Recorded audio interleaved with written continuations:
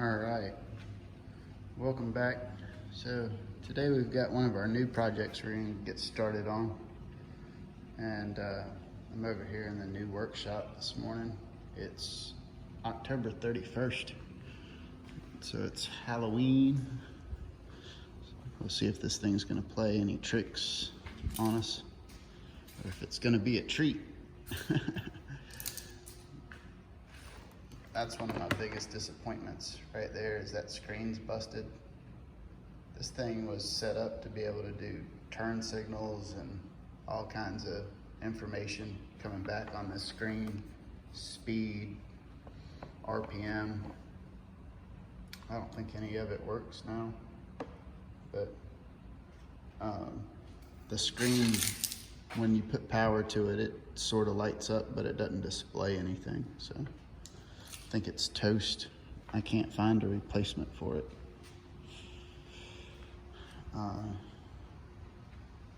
So it's in rough shape, but it's a 250 cc. I did a couple things to it already, just to see if it was worth becoming a project or if I was gonna scrap it. And I sort of just did them when I had a few minutes here and there, because I didn't know what I was gonna do with this thing. But basically, I think the CDI is fried, or there's something wrong with it. The guy had a couple different CDIs in here. One of them was actually the Eton 70s CDI. So that was missing. When I bought that one, it came together with this one. And so that CDI might be good, but he had that one sitting in here, and he had a GY6 CDI sitting in here. We had a couple things sitting in here trying to probably troubleshoot spark. I took my kit that I made, that's got all my goodies in it. If it'll pop open. I got my coil and my CDI, my wiring harness and everything in there. And it's portable. I got it rigged up with a, or not rigged, it's really nicely done in my opinion, but I've got my battery pack. This is a 12 volt rechargeable lithium battery pack. I believe it puts out 5 amp, so it'll just about start the smaller four-wheelers. It might start this big one if I needed to use it as a boost pack. But you just flip the switch, shows you your charge indicator. And as long as that's on, the way this is set up, that's a DC CDI that's in there. This is a DC CDI. And so as long as that pack's on, that means that CDI has coil, or has power. So all you have to do is hook your blue lead to your coil and your black lead to ground, and that'll start, or at least show you if you get spark off of your stator. You put your spark plug in your boot and then hold it to anything that's ground on the chassis, and it'll tell you if you have spark when you turn over the engine, which is really cool. I like that. But I do have a feeling I might be pulling the wiring harness off of this one and replacing the wiring harness with something else. I may not. I may just throw another CDI in there, because I bet that's all that's wrong with it. But I need to go through. The guy has made some modifications to it, and obviously he was having some problems. I don't see that any of the wires have been cut yet, but there's little sensors and stuff all over the place for this guy. And it's got a radiator and cooling fans. And like I said, it's got this big instrument cluster that it lights up, but it's so damaged it doesn't display anything. So I haven't tested my starter yet, or my switch yet, to see if that's working. I guess that would be the horn. This would be the start, the kill switch.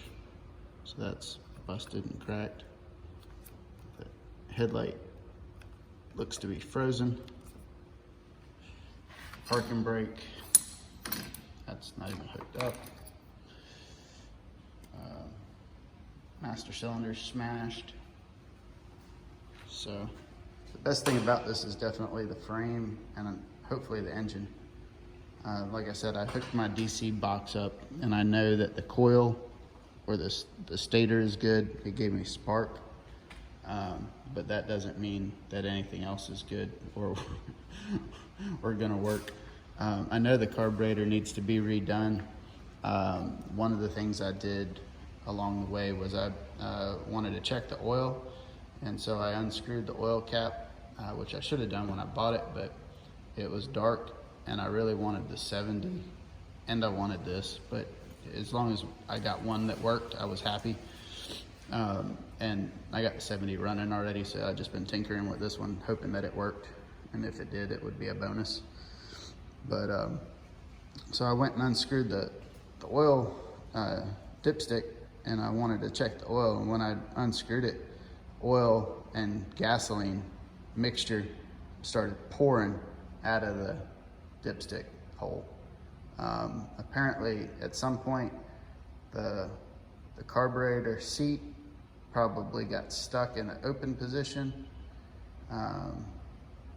and the carburetor just dumped all the fuel into the cylinder head, and then it leaked down past the cylinder head into the engine case. So I could have rings that are shot if all that gas was able to just soak down past there, or the cylinder could be really nasty from all that gas and everything going through there. There's no telling, but the whole engine case was, luckily it wasn't, the head gasket didn't blow. I checked the radiator's still full of fluid. It smells fine, it looks good, it actually looks fresh. So I'm not sure how long it sat, but the head gasket looks like it's fine, and hopefully the water pump's still fine.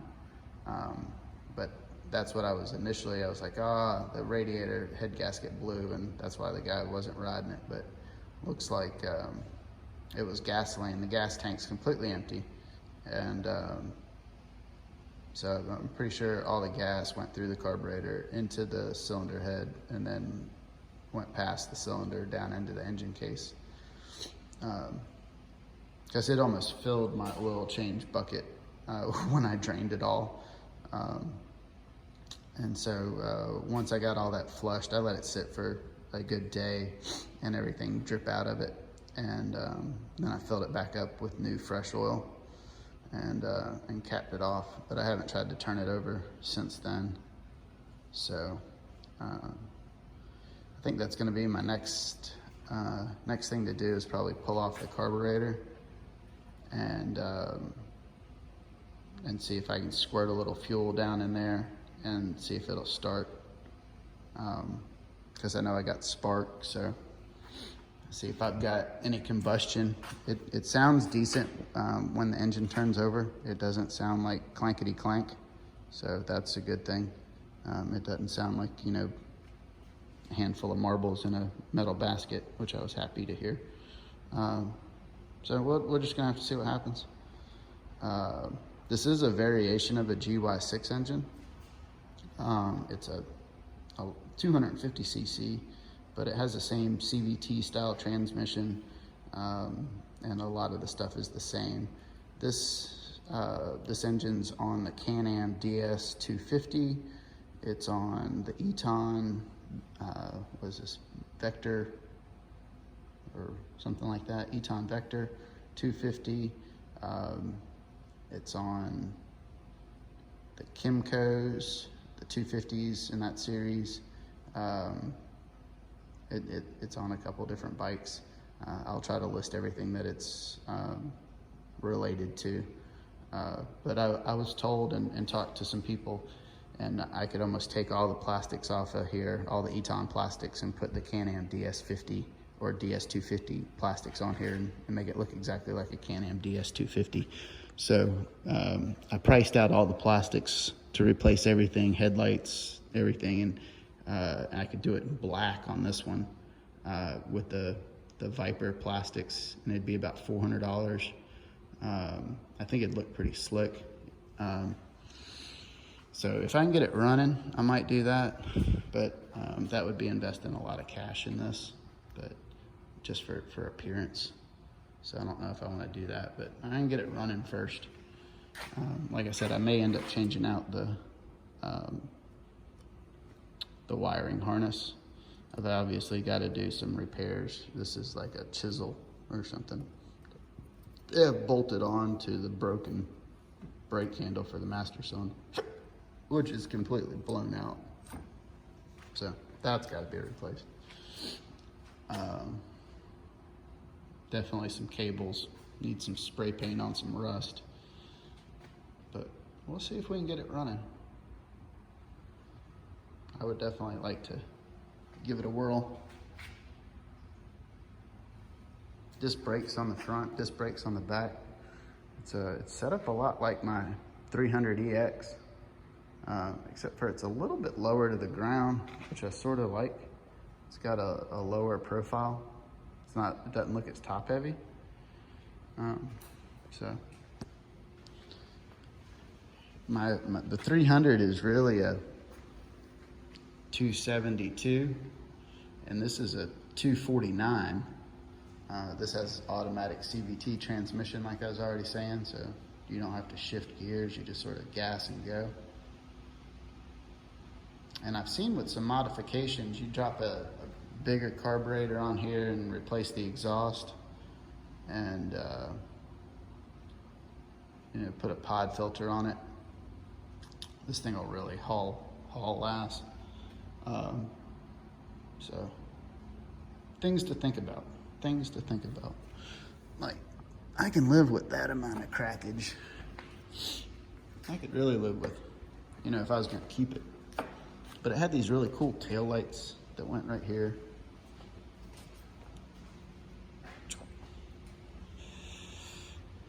This is not that bad.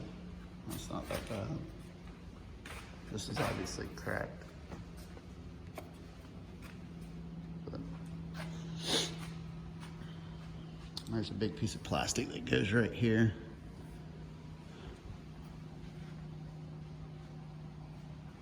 And then the seat's not bad.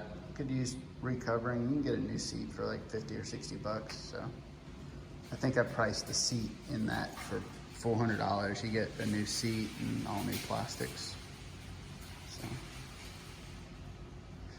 I don't know, something to think about. But we're gonna see if we can get it start first.